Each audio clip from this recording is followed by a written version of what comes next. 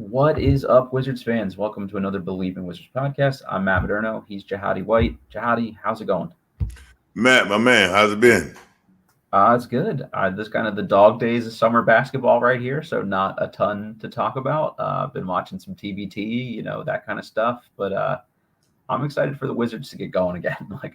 I love the offseason, but by this point in the year, I'm ready for us to have some more stuff to talk about. So I think we got some good ones today. Right. Yeah, I am too. But that TBT, I never figured that would grow like it's growing, and it's very interesting. It's actually a good tournament to watch. They've had like a I couple. look at it as anybody who's never got a chance to play in the NCAA, or if you did, you can relive it. Mm-hmm. Yeah, it's a great nostalgia thing for these alumni teams, and then there's a couple former Wizards playing in it and stuff like that. So actually, former Wizard Craig Sword from 2 years ago and a little bit from last year's team, he played on the Capital City Go-Go as well. He's going to be in the finals. So shout out to him. Good luck to a former Wizard. But just before we get going for everybody, a couple programmatic notes and things like that. If you're not already following the YouTube channel, please go hit subscribe. Also, click that little notification button so you'll get a notice from YouTube when we're going live or when these are posted. We're also brought to you by Stateside Vodka and their Surfside hard iced teas, hard lemonades, hard everything you can think of, hard half and halves, hard peach teas. They're all delicious.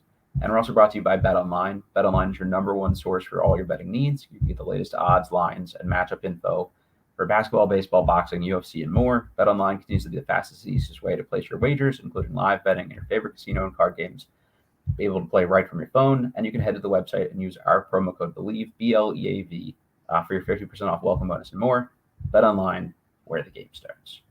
All right, Jahadi, first thing, like I said, I've got a couple quick hitters for you today. Most of these things we can kind of rapid fire through, but I guess Basketball Reference posts a rankings of all of the top players from a franchise of all time. It's based on win shares.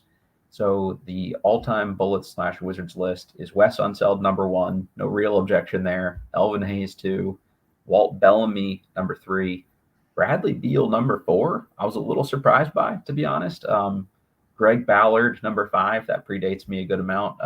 John Wall 6, Gilbert Arenas 7, Antoine Jameson 8, Jack Marin 9, Phil Chenier 10, Gus Johnson 11, and Brendan Haywood closing it out at 12. I was a little surprised to see Haywood. No disrespect to Brendan, but to see him on the top players in franchise history. I think win shares sometimes favors big men, so maybe that's helping Brendan here a little bit too. But I guess any of those stand out to you, Jahadi? The Beal 4th all time ahead of Wall and Arenas was a little surprising to me.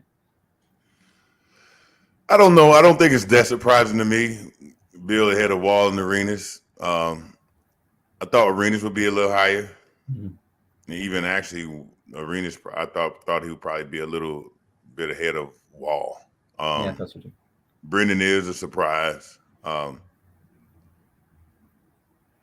Phil Chenier definitely is a good one. Yeah, that should be there.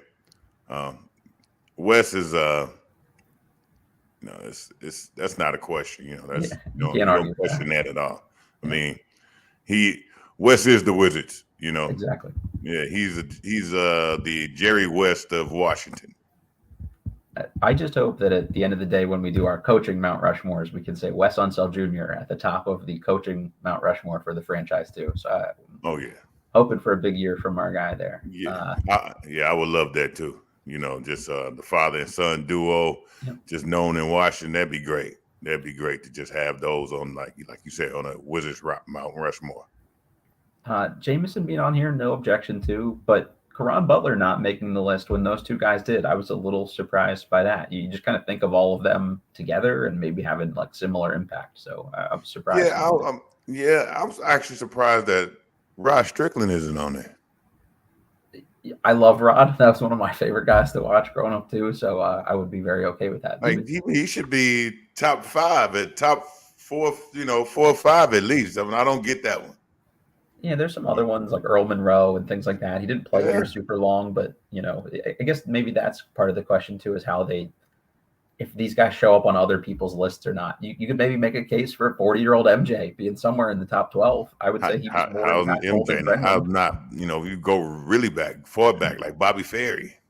Yeah, all right. Yeah, I mean, like why is Bobby Ferry not on there? yeah. Guys like that.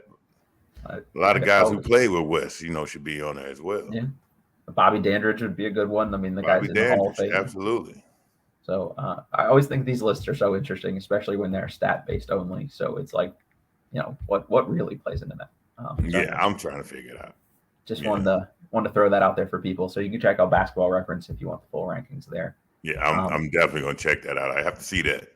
I got to look at the other teams here too, just for comparison, and see if by like 10, 11, 12, if it starts getting a little light for some of these places. Yeah. Just a couple, like I said, quicker items. Since we last talked, Wizards hopefully rookie this year, Tristan Vukcevic, one of their draft picks, has said he definitely wants to come over to the NBA. And he said that to everyone in his pre-draft interviews and everything, made it very clear he wants to be an NBA player right away. He doesn't want to be a draft and stash guy.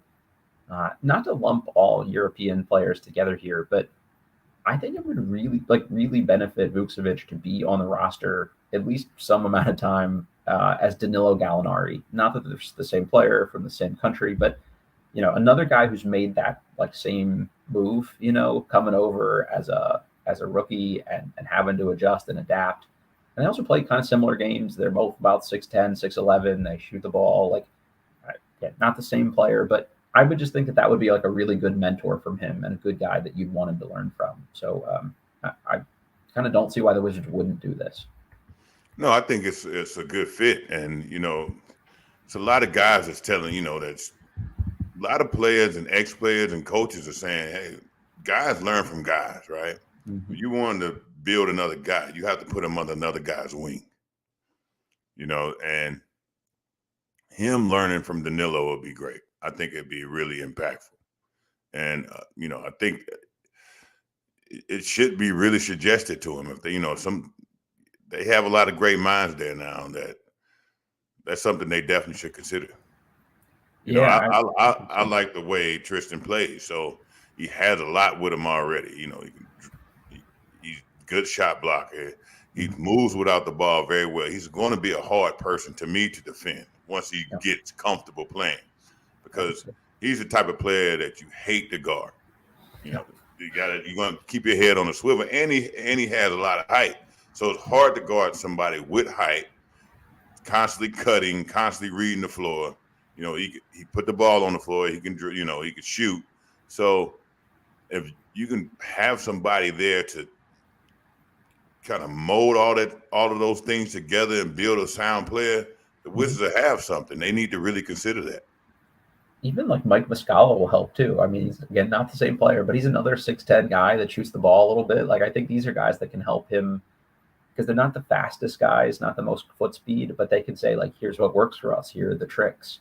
Right. Not only that, right. Not only that, you start having those guys play against each other. You learn a lot more, but just constantly have them doing a lot of one-on-ones, iron sharpens iron. They learn from, players are the biggest thieves. They can steal from each other. They learn how to defend each other, which automatically now helps him in the NBA game, because now everybody who plays in the NBA game sometimes slows things down, sometimes they add things, sometimes they speed up things. Mm-hmm. And it's not so much about what you can do or what you can't do. It's when to do it and how to do it. Yeah, that makes sense.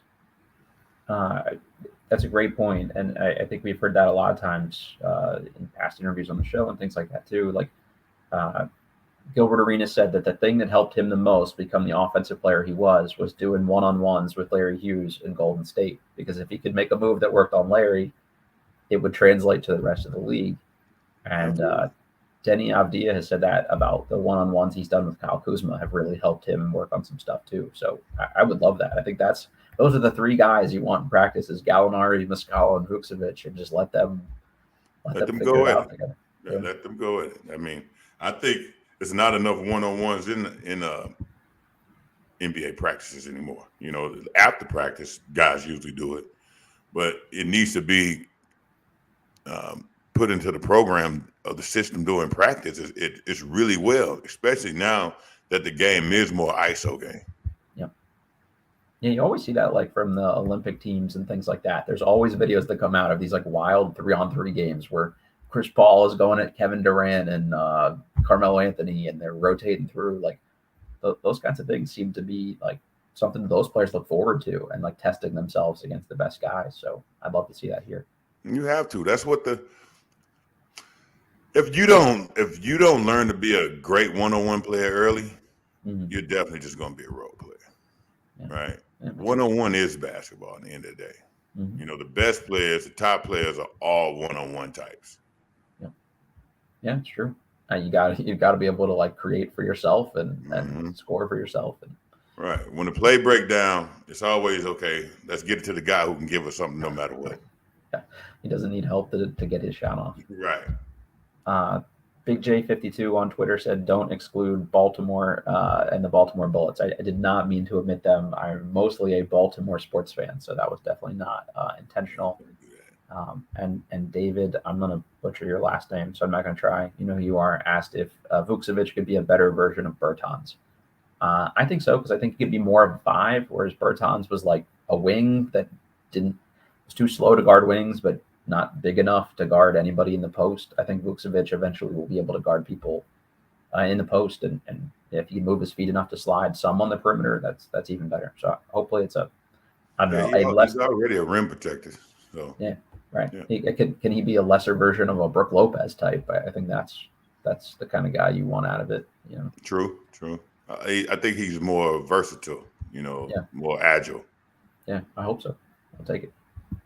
All right. We've talked about this in the past. I think that the Wizards needed to beef up their coaching staff. And since we last talked, they've added Brian Keefe, who's been an assistant coach with the Nets and the Pistons, interviewed him for their head coaching job. And he's a guy like in the mix. So I think that's a top assistant. But also they've added David Vanterpool. For anybody not familiar, he's from Silver Spring. He's just a local guy, which is awesome to see in the first place. But he also played for the Wizards in 2001 and 2002. You also played with the Wizards in 2001 and 2002. You know this guy pretty well. What do you think of the hire, and what can you tell us about David Vanterpool? I think it's a great, great hire. With Vanterpool, he's a player's type of assistant coach, right? He's that coach that you really attach to, because he once was a player. Not only that, he's still young enough, agile enough to really not only teach the players, but be there with the players, right? On the court with the players. Still be able to kind of be in the player's zone as well, but also has a lot of experience. And he's a humble leader. That's just his personality. So I played with David with the Wizards. Him and I became really close with the Wizards. They created a bond, and we've had that friendship ever since.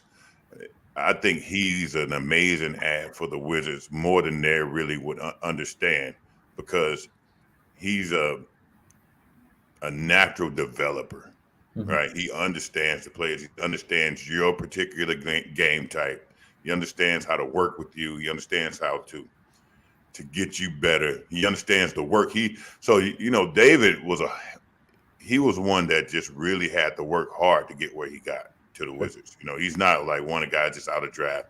I mean, he took the long, hard road. So, he understands what it took for him just to be able to have that year in the NBA, to have that time, the time he spent.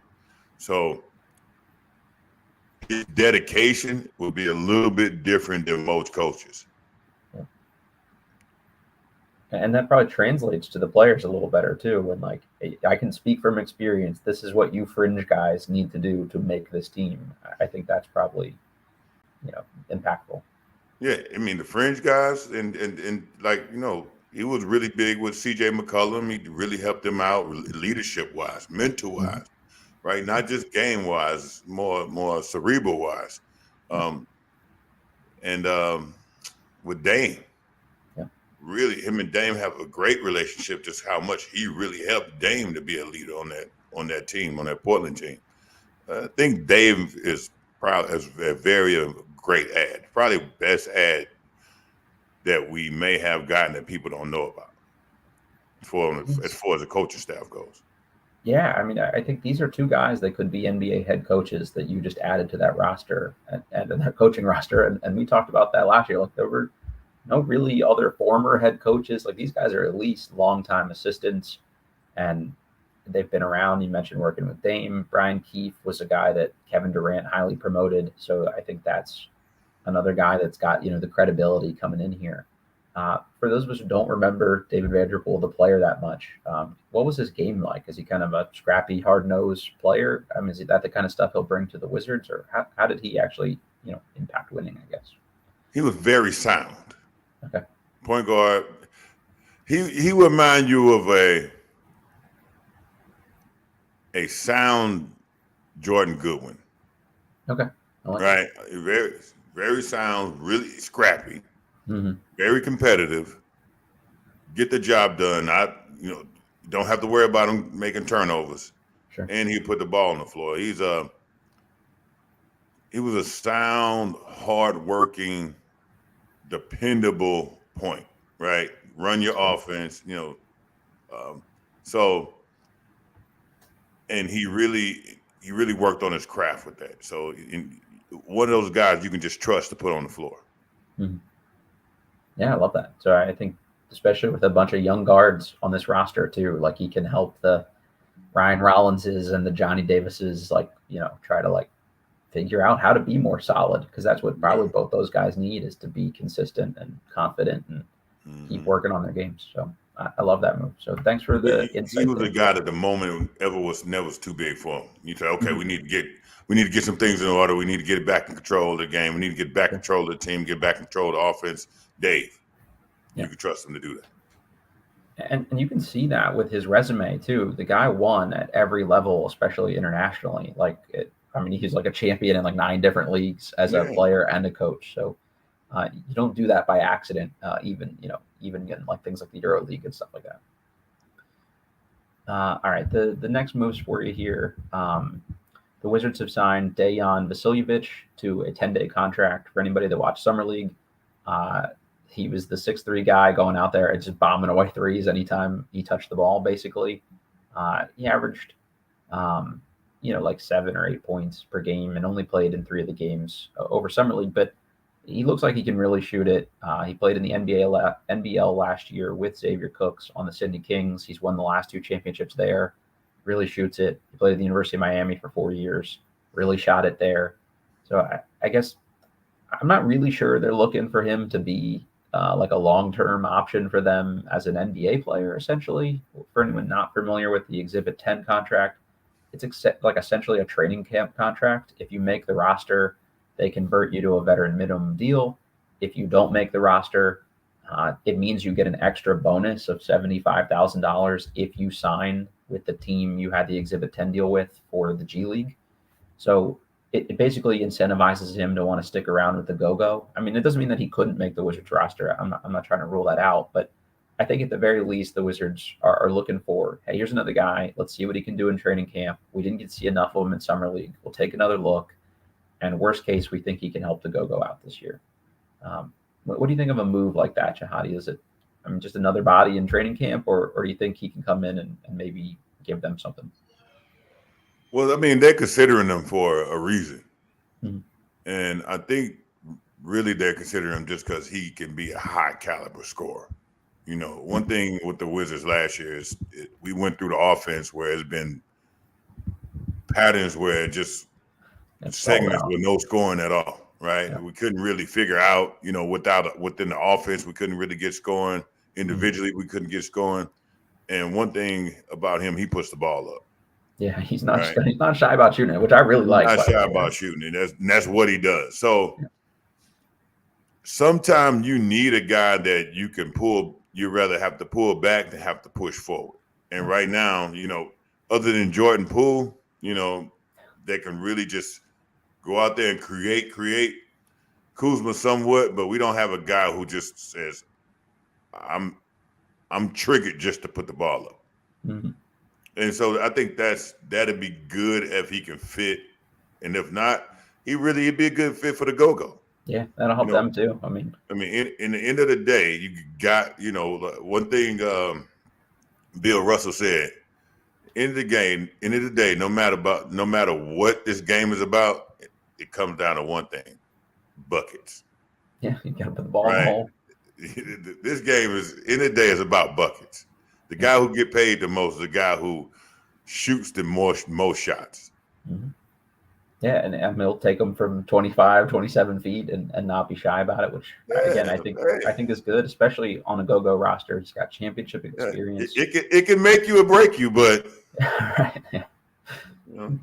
If you shoot him, you got to make them eventually too. But I think he'll definitely do that from three. But that's better than somebody who you shoot the ball. Right. Yeah. Right.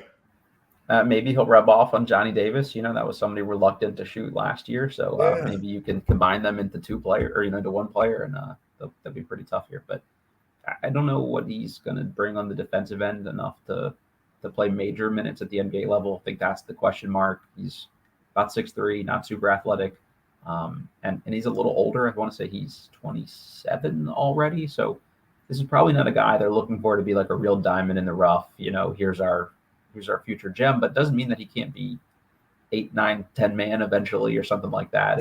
And shooting always helps. They're not looking for him to be a guy that's going out there and be a superstar, but they're looking for him to be a guy who can really compete against other players, especially in training camp, and see what he can do. Because one thing I know is when it's another player out there who has no hesitancy of shooting that ball, it picks up the other player's defensive mechanism, and mindset, right? Now you get to see, all right, how does this player really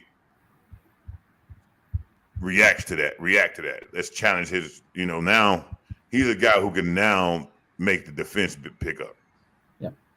Yeah, I think that's helpful. It's another guy you got to guard further out in training camp. And worst case, like we said, if he's on the go-go and he's just another solid vet that provides some spacing, I think that really helps you evaluate these younger guys too. If, let's say Vukcevic plays some for the G League team, or Johnny Davis plays some more, or even Beal plays some for the G League team, having a guy that can actually just competently knock down threes is not a bad addition.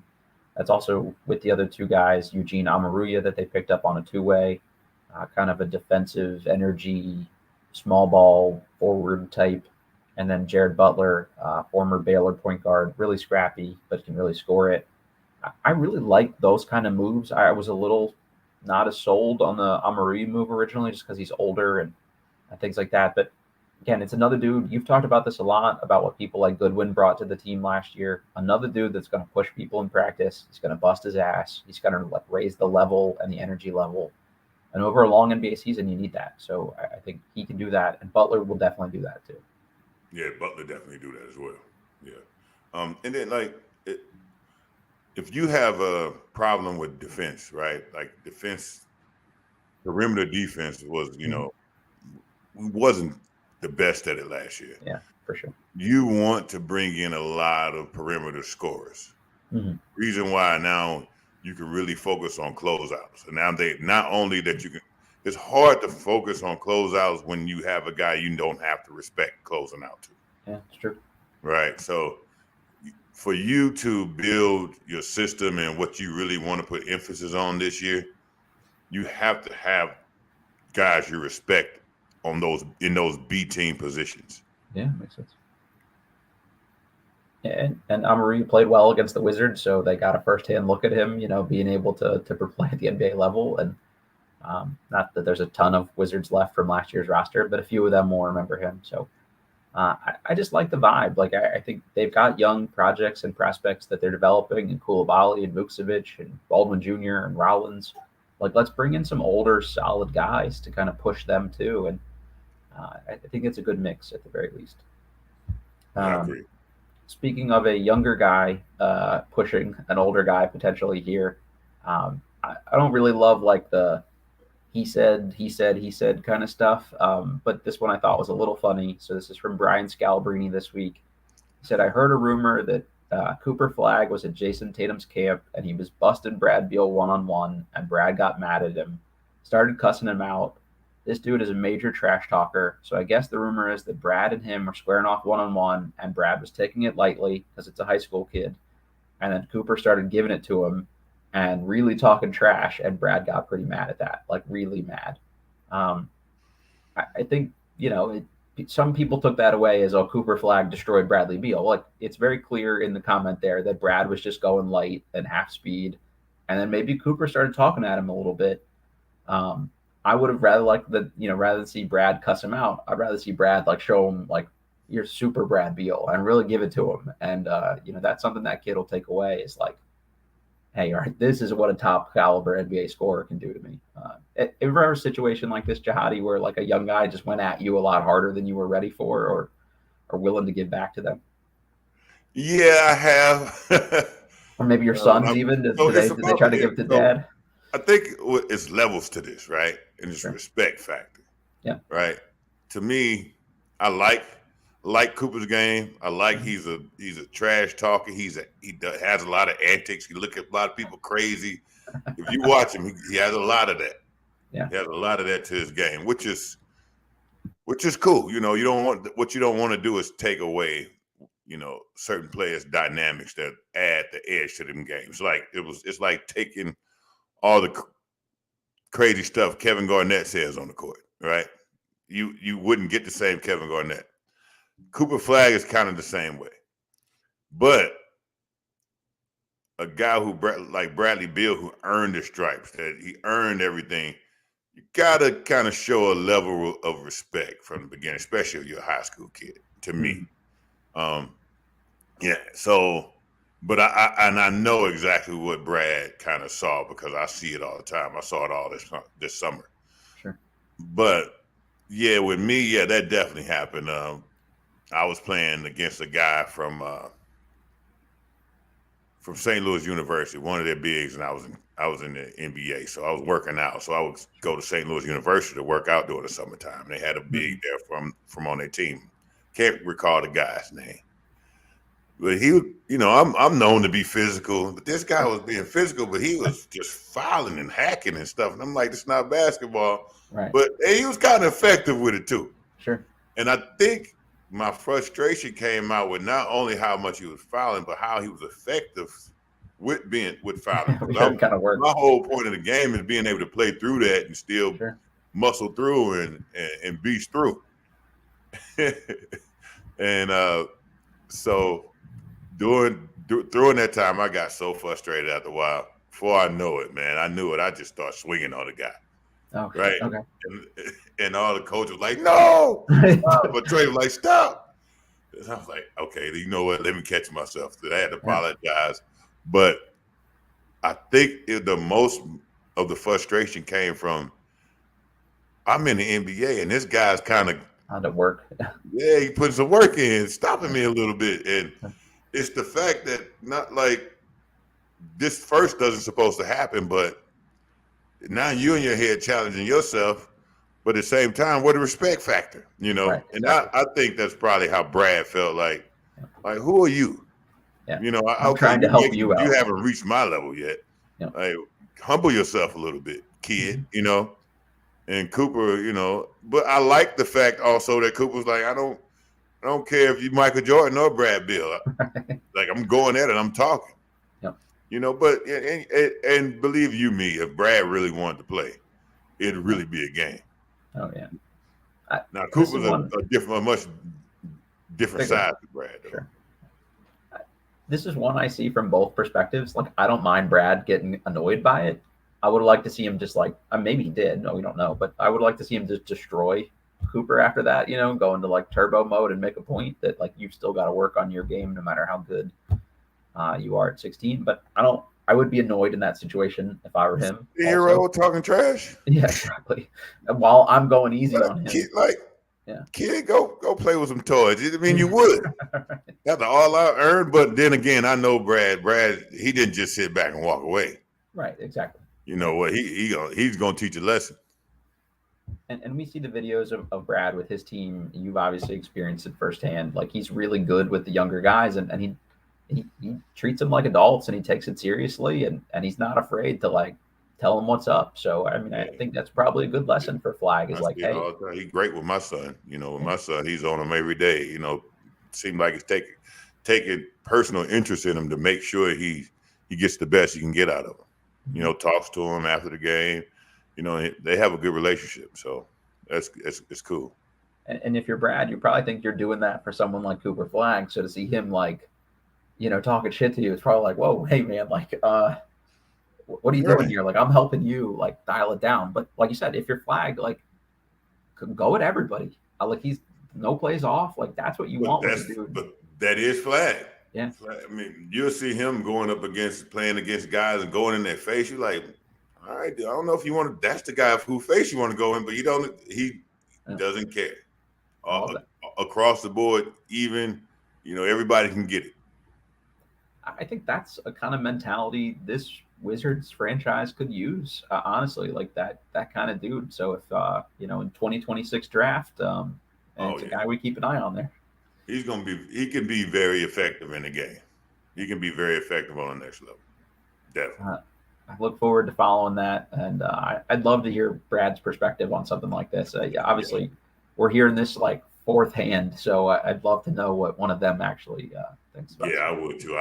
Now you're going to have me hitting the streets. I'm going to hit the streets for more information. Yeah, get some intel for us. Do some reporting here for us, Jahadi. All right. Next one here for you. Just starting five next year, I guess, is sort of Jordan Poole is going to start. Kyle Kuzma is going to start. Just given the lack of centers, really, Daniel Gafford is going to start. And then the other two spots, like Tyus Jones, probably, if they're doing that to bring him in, he probably starts. I would say it's a guarantee, but it seems likely. And then realistically, you're probably looking at either Corey Kispert or Deni Avdija as your starting position. If you go Tyus Jones, Jordan Poole, Corey Kispert, that's a rough defensive backcourt, I would say. Just not a ton of size. If you go Deni Avdija, obviously more size and better defense, but you've got him and Gafford out there together, not a ton of floor spacing. So I can really kind of see this either way. I think I probably lean Kispert personally and just have a lot of shooting, and we just run on everybody and hope he can be solid enough defensively. And then I think Avdija is just really better suited to be a guy off the bench where he can do a little secondary playmaking, create for some people, and you mix in with the starters when you need to. I guess what would you do with that fifth starting spot, John, or maybe other two starting spots if you wouldn't go with Tyus Jones? It depends if I'm going for guaranteed buckets or if I'm going for spreading the floor. Okay. To me, Deni Avdija could give me, he can give me more buckets than Kispert to me. Because to me, Kispert, his confidence wavers a lot to me, right? He's been up and down, right? He shot the shit out of it the last 30 games though. Like he did. He did once he really got in the rhythm, right? But he was kind of a roller coaster, yeah. Right. So which is not bad, right? And I like spreading the floor, but I like Deni. I like how he gets downhill. Right. Okay. I like how, to me, he's a play on the Austin Reeves. Ooh, okay. That'd be nice. I'll take that. The shooting's not there to be it's Austin not Reeves, there. But no, it's not there. But as far as just his effectiveness of getting downhill, his speed, his quickness, now that does take away a lot of the shooting, right? So, and now what makes that tough is that the Gafford situation, right? The Gafford situation, because now okay, you're really not getting anything. You should be getting much more from Gafford. I feel like Gafford mentally defeats himself before certain games. Mm-hmm. Right? He already kind of, passed the torch to his defender. Like, oh, this guy's better. And which Gafford, what he can do. We've seen highlights of his athletic ability, his it's a belief factor. And it's a belief of what he can do with Gafford. Now, if we could get a better Gafford, Deni would work. But in the end of the day, we do have to spread the floor. So Kispert is a great, he can spread the floor, a great shooter. He was a great shooter at Gonzaga. Yeah. And I just watched him last year, and he I did question it a lot last year when he was going through his phase up and down of confidence. I questioned his mental toughness and mental ability, within some time to be consistent. But to answer the question, I agree. I agree with you. Kispert probably a better situation than a starting five just because he can spread the floor. And then I think Tyus Jones would be a good starter as well.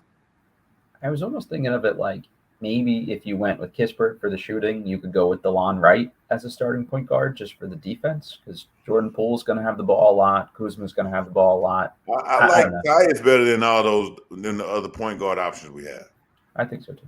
He's the best. I like probably he's a better facilitator. He can play defense. He's young. He's young. He's been out there a lot with Memphis last year. Mm-hmm. And they've been good while he plays. Yeah, and then I think also he can grow. He's a person that you can grow, you can build with it. Mm-hmm. I think some of the points we have are just they are who they are. Yeah, that's for sure. I'm with you there. I mean, Jones is 27, but I don't think we've seen the most from him yet, just because of the role he's been in. And I think what DeLon Wright is at this point, and he's probably not year longer term. I guess on the YouTube comments here, Big J52 asked, did Mike Muscala and Danilo Gallinari play 20-plus minutes as backups and DeLon Wright too? I would assume not. Maybe a couple of them do, or you feature Danilo Gallinari early if he's healthy enough and then try to flip him for something. Same with DeLon Wright. And then maybe Muscala gets in there once one of those guys is gone. But there's no way that all three of them are probably playing 20 minutes a game on this team. At least they shouldn't be on a team that wants to rebuild and develop, I don't think. Right. Yeah. All right, Jahadi, which current Wizard would you most like to have been teammates with? Anyone from this roster that you think you would have enjoyed playing with particularly? Well, me, first of all, I'm going to pick a guy who I can get with the way I played. I'm going to throw you the ball. A guy who I can actually get some passes from. Yeah, I like that. I had to pick Tyus right out the gate because I'm going to pick a facilitator. Mm-hmm. It's not – I was a guy who caught the ball, rebound off the rim, bang, caught in the post. A guy who a player with penetrating pitch too. So I needed one of those types. Like the guy that I've seen give a 5-man more opportunities than anybody on the roster right now is Tyus. Yeah, totally. So I'm definitely going with Tyus. That's a great point too, and I hope that leads to that boost we see from Daniel Gafford as a point guard that's committed to setting him up, and we've seen Daniel Gafford be at his best when he's got a point guard that can penetrate, can throw that lob pass. So that's a good parallel there too. I think that's a really good one. I think Tyus is probably the guy that everybody will like to play with, and maybe you start him just for that too. He's going to keep everybody happy, and that's probably pretty important, especially with a lot of young mouths to feed on a roster like this. Yeah, definitely Tyus, and I mean he's not a bad player. I think he did well with Memphis last year. He made an impact there. So he could throw a good post-entry pass down to Steven Adams, so that's another good post-entry pass. I've seen him do some no looks to the right down the center of the court, to big and drop it off. So he has a lot of stuff with him, and if you learn the point guard, if you learn the way he plays, you can really, really be effective. If Gafford learns the way Tyus plays, point guard learns the big somewhat, but the big always has to learn the point guard to be really effective. If Gafford can really understand that and find where his little duck ins, his little slip ins, little, lob situations, his cuts, be effective. He could be effective. That can be a combo. Yeah, I think that's a really good call. And I don't know. I've had like a lot of Gafford stock over the last couple of years, so I really want to see it pay off here eventually. And with this roster, if it doesn't look good with this group, it might be kind of time to move on here. Well, I think if we could get a better position center for a position for the 5, it would be good. Gafford, it's not that he's not capable, not that he's not athletic enough, it's not that he's not skilled enough. It's just got to be more mentally tough. I feel like he just has to believe in himself much more. Like he spends too much time on the ground when you're 5. You're not getting knocked on the ground. It takes him a lot of time to get back. It just seems like he defeats himself a lot before the competitor even gets the chance to. I think maybe just being on this roster with this group of guys will be better from that perspective. Just like he needs the old school big there. Yeah, he needs an old school big that's on the bench, that's in his butt. I thought Taj would be that for him last year, and it didn't really seem. Taj Gibson would be the guy. Well, yeah, he should have been, but Todd's a little undersized. He needs an old school, like a Serge Ibaka just there. Somebody who's going to be like, I'm not watching this. They had Robin Lopez the year before, and apparently Robin took Gafford under his wing a good amount that year. So somebody just has to take some interest. You got to have an asshole on the bench that's willing to bust you in the head. Yeah, okay. I like that. You know what I'm saying? Like, yeah, no. I get all here what you saying. That's you got to have an asshole you got to have knock all that shit off. Like Surge, get Kendrick Perkins from ESPN, somebody, because he has the athletic ability. He don't have the right now. It's just his heart and mental toughness that I question. Sure. Yeah, that's a great point. Last one I got for you here, sort of a total shift from the Wizards. It's just more of a general NBA question. I'm interested in your perspective on. So, not to get too political, because that's not what anybody's listening to our sports show for here, but the Orlando Magic donated $50,000 to Republican presidential campaign Ron DeSantis's campaign. This is not the family themselves. They donated it specifically from the team. And then you've got players like Larry Nance coming out already, and obviously Nance doesn't play for the Magic, but he said, so the Orlando Magic, with a majority black roster, a black head coach, and a black GM, decided it was a good idea to support a man that claims that slavery had personal benefits for the enslaved. This has to hurt them in free agency, right? Like, why would you do this? Like, whatever an owner does privately, I think is still something that maybe is on players' radar. But when you do that specifically from the team, it seems like you're sending a very specific message. I just feel like this is just like a really bad business move for the Magic, let alone my own personal politics. I think that's a terrible guy to be associated with, but it's just like, why do this? Like, how does this help your franchise in any way, shape, or form? Being that is from the team, it's still from the owner. Yeah, sure, but coming directly from the team. It seems like the owner saying it's not for me. I think they've also like, so what, you put it on the back of the team. So only person who makes that decision is the owner. It's the owner. Yeah. Now what the owner seems like, it's not me, it's the team. He's doing both. Like the family, the DeVos family. Okay, so it's all inclusive. Everybody's. If you're already doing it personally, that's like a Don Sterling situation. That's as bad as a Don Sterling situation. I think so too. It just seems like the worst organizational move you could make.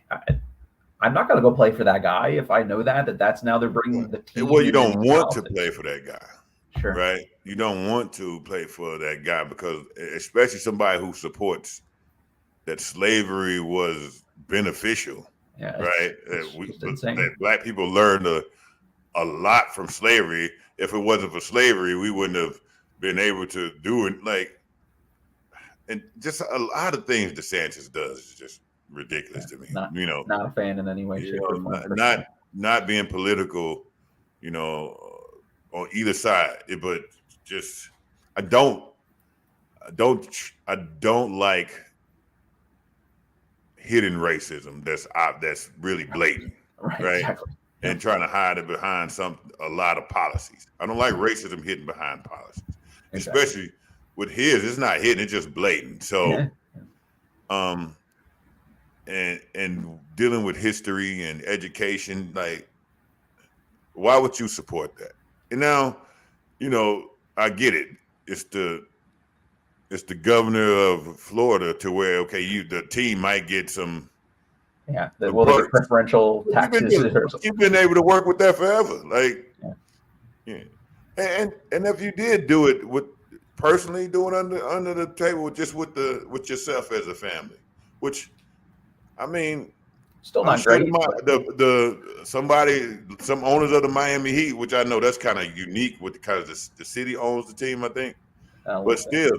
I'm sure they support a lot of his certain things he do too. He got probably a lot of supporters who was a part of the ownership there. Sure. But it's not public and it's not the team, It's easier for you as a player to say, like, oh, well, my owner, whatever, I don't deal with him, he's a shithead. But when it's like, I've joined this team that's now supporting something I vehemently don't believe in. It affects you. It affects you as a player, just like it affects the players when they with the Suns. That was players have to speak up and speak out. These days, when they do, change happens. In that case, I don't know. It has to be some players that voice holds some weight. To me, that's Paolo right now, right? Yeah. I don't know how he feels about the situation, but it'd be good for him to voice it if he does feel a certain way. It's got to come from him realistically. The other probably best player on their team is Franz Wagner, a German. Like, I don't think it's going to be as impactful. Yeah, I don't know if he cares about exactly American politics that strong. Right, exactly. He probably has his own things he's dealing with. So exactly. Paolo's got to be the guy to be the face of that if that is something that bothers them. But me as a free agent, like, me picking a job personally, I wouldn't go to that place. Like, that would be enough to deter me. With all the players that it does affect, they need to have a team meeting and say, hey, this affects your teammates, the guys who, you be around every day and you end up being family with. Yeah. We need you. We will back you 100%, but we need you to step out there for us. Yeah. Then, Yeah, even if you step out to the NBPA. I think that's all the shit I've given Ted Leonsis over the years for management of the team and who's the GM for so long and things like that. At the end of the day, I think by all accounts, most people think of Ted as a good guy, and that makes it easier for me to root for a team like that. Ted is a great guy. Yeah. I didn't know Ted gave me my first job. Really? I didn't know that. When I got into the NBA that year, before we even played one game, lockout happened. Right? 2000. Did you intern with him, like do an internship basically? Like, at America Online. Yeah. I did. Right. I went over his house for a birthday party. Right? It was some all Redskin players, and I was the only basketball player for his son's birthday, for Zach's birthday party. Okay, that's cool. And all the other Redskin players were just sitting there signing autographs, not really being superstars. Sure. I haven't even played a game in the NBA yet, so I'm really still a college guy.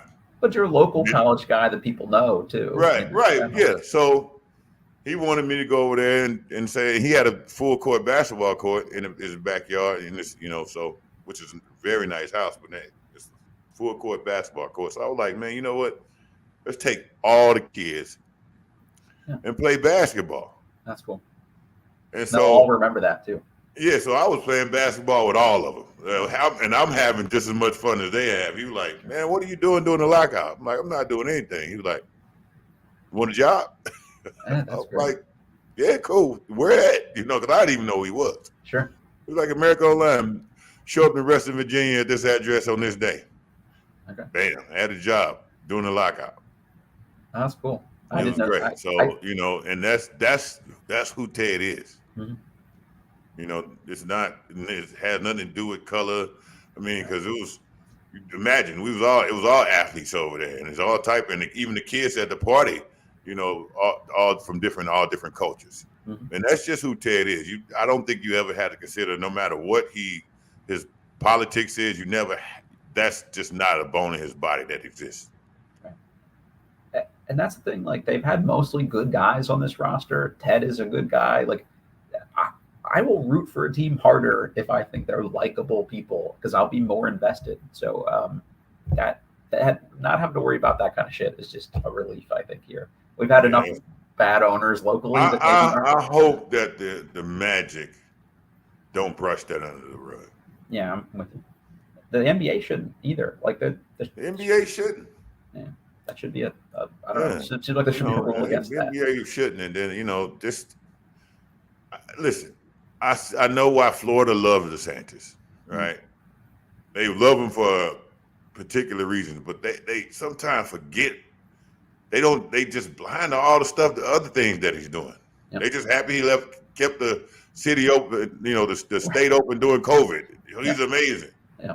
All right, he did that. I don't know if that's good or bad. Yeah. Right? Still, I'm glad that they all made money, because COVID did a lot of businesses went under. But consider all the other things. When you look at a person, you got to look at everything he's doing. Yeah. You're not a hero just because of one thing. Yeah, how you treat people first and foremost should be at the top of that list. And it doesn't seem like a strength of his, much to say. Last question I got for you. It seems like the over-under line for the Wizards is going to be 24.5 wins this season. Would you take the over or the under? I'll be very upfront. I would hammer the over on that personally. Yeah, I think we're going to get much. Yeah, I'd take the over, no doubt.